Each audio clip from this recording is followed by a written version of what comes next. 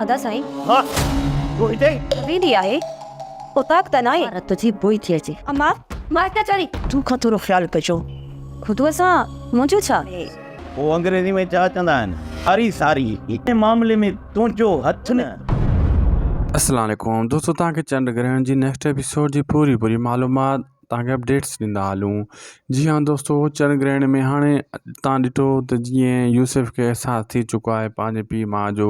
जॾहिं हुन खे धकु लॻो, जॾहिं हुन खे ख़बर पई त मूंसां जॾहिं हीउ असरु थियो आहे, हाणे मुंहिंजी घरवारी नूरी मूंसां उहो ई असरु करे रही आहे जेको मां पंहिंजे पीउ माउ सां कंदो हुउसि। हाणे पंहिंजे हू मामे सां पंहिंजे मासड़ सां हर ॻाल्हि वंडे थो, पछताए थो ऐं अचण वारे किज़े में तव्हां ॾिसंदो त इहो नूरी खे बि सिधो करण जी कोशिशि कंदो, सम्झाइण जी कोशिशि कंदो।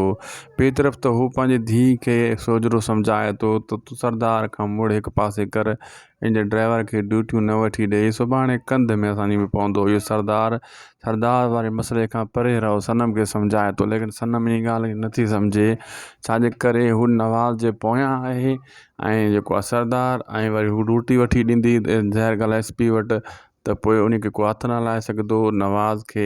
इन जे करे सरदार चए थो त इन खे कुझु को न वठी ॾे ड्यूटी। ऐं ॿी तरफ़ पंहिंजी भेण सां बि छिरकंदो, जॾहिं सोच में वेठो हूंदो, मुंहिंजी भेण वञी पुछंदी त उते छिरक खाईंदो, तूं हिते छो। ऐं ॿी तरफ़ जेको आहे अचण वारी क़िस्म में तव्हां ॾिसंदो त हाणे उते नौरोज़ सां जेको आहे फिज़ा जी मां ग़लति ॻाल्हाईंदी, चवंदी तव्हां सरदार अहिड़ा हूंदा, हीअं हूंदा, मूंसां हीअ असरु थियो हुयो, मां इहो कयूं बीठी आहियां।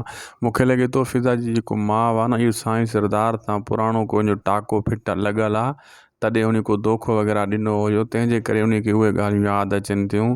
तॾहिं हीउ जेको आहे न नवरोज़ खे धिका ॾिए थी, यानी साईं सरदार सां जेको पुराणो वास्तो आहे। ॿी तरफ़ त जेको आहे हाणे सोणी चवंदी आहे सच, इहो सॼी ॻाल्हि ॿुधाईंदी त उन खे नवाज़ जे बारे में। ऐं ॿी इहो चवंदी त खुदू खां बची रहो, साईं सरदार जी भेण खे चवंदी खुदू इहो कंहिंखे ॻाल्हि जो गलुड़ो बणाए छॾींदो। हू चवंदी खुदू खे मां न चवंदुसि, ईअं नथो करे सघे, मां चवंदुसि बि न। चवंदी वरी बि ख़्यालु हुजे खुदू जो, इहो सही माण्हू न आहे, इहो तव्हांखे नुक़सानु पुॼाए सघे थो। अहिड़ी तरफ़ सां दोस्तो, ऐं ॿिए तरफ़ जेको आहे नवाज़ खे जेका ड्यूटी वठी ॾिए थी सनम, उते वरी साईं सरदार अॻे क़िस्त में वेंदो फिर सनम वटि, उन खे चवंदो इहा अगरि तूं ड्यूटी वठी ॾिनी न, पोइ तोसां बुरो असरु थींदो।